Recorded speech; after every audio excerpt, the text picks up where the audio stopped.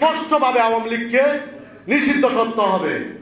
যতক্ষণ আওয়ামী লীগকে নিষিদ্ধ করা হবে না, বাংলাদেশ যুব অধিকার পরিষদ এবং গণ অধিকার পরিষদ রাজপথে তাদের সোচ্চার ভূমিকা পালন করবে।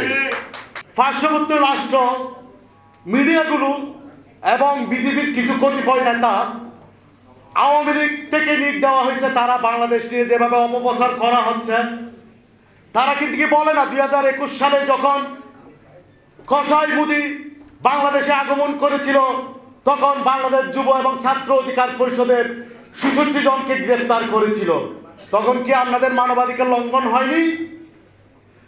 যখন মোদি এদেশে আসা হয়, ২৭ জনের উপরে মানুষকে নৃশংসভাবে হত্যা করা হয়, তৎকালীন বাংলাদেশ ছাত্র অধিকার পরিষদ ব্রাহ্মণবাড়িয়া জেলার কাউসারকে নির্মমভাবে হত্যা করা হয়, তখন কি মানবাধিকার ভুলণ্ঠিত হয়নি? তখন তো আপনারা কোনো কথাই বলেননি। আমরা বলতে চাই, ভারতীয় আগ্রাসনের বিরুদ্ধে যেমন বাংলাদেশ যুব অধিকার পরিষদ প্রথম থেকে সোচ্চার ছিল, সার্বভৌমত্বের ক্ষেত্রে বাংলাদেশ যুব অধিকার পরিষদ কখনো ছাড় দিবে না। আমরা বিন্দুমাত্র ছাড় দিব না। এই শেখ হাসিনার আমলে গতকালকে পুলিশের ওয়েবসাইটে কিন্তু 2018 থেকে 2023 সাল পর্যন্ত, 2018 থেকে 2023 সালের ডিসেম্বর পর্যন্ত ওয়েবসাইটে কিন্তু পুলিশ ওয়েবসাইটে কিন্তু ঘোষণা করা হয়েছে 16,355 জনকে গুম করা হয়েছে। তখন কি মানবাধিকার কমিশনগুলো কোথায় ছিল? এই আওয়ামী লীগের আমলে 1600-র উপরে মানুষকে গুম করা হয়েছে, বিচার বহির্ভূত হত্যাকাণ্ড হয়েছে 2700 জনের উপরে। তখন মানবাধিকার কোথায় ছিল?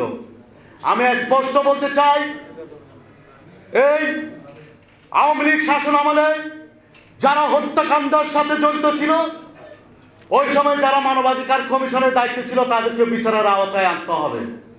এবং তার সাথে সাথে আওয়ামী লীগকে চরম মাত্রায় মানবাধিকার লঙ্ঘনের জন্য এবং জুলাই আগস্টের গণহত্যার জন্য তাকে নিষিদ্ধ করতে হবে। তাকে নিষিদ্ধ করার জন্য অনেকগুলো অকারেন্স বাংলাদেশে আছে। মানবাধিকার ভুলণ্ঠিত করেছে, গুম করেছে, গণহত্যা চালিয়েছে, গণতন্ত্রকে হত্যা করেছে, যেটা মানুষের সাংবিধানিক মৌলিক অধিকার, ভোটাধিকার, সেটা কেড়ে নিয়েছে। এসব অধ্যায়ে স্পষ্টভাবে আওয়ামী লীগকে নিষিদ্ধ করতে হবে। যতক্ষণ আওয়ামী লীগকে নিষিদ্ধ করা হবে না, বাংলাদেশ যুব অধিকার পরিষদ এবং গণ অধিকার পরিষদ রাজপথে তাদের সোচ্চার ভূমিকা পালন করবে। ভারতীয় আগ্রাসন এবং আধিপত্যবাদের বিরুদ্ধে আগামী 13 ডিসেম্বর জাতীয় প্রেস ক্লাবের সামনে বাংলাদেশ যুব অধিকার পরিষদের সমাবেশ আছে। আপনারা যারা সার্বভৌমত্ব, মানবাধিকার রক্ষা এবং স্বাধীনতার ক্ষেত্রে একাত্মতা, তারা অবশ্যই এই আধিপত্য বিরোধী সমাবেশে উপস্থিত থাকবেন।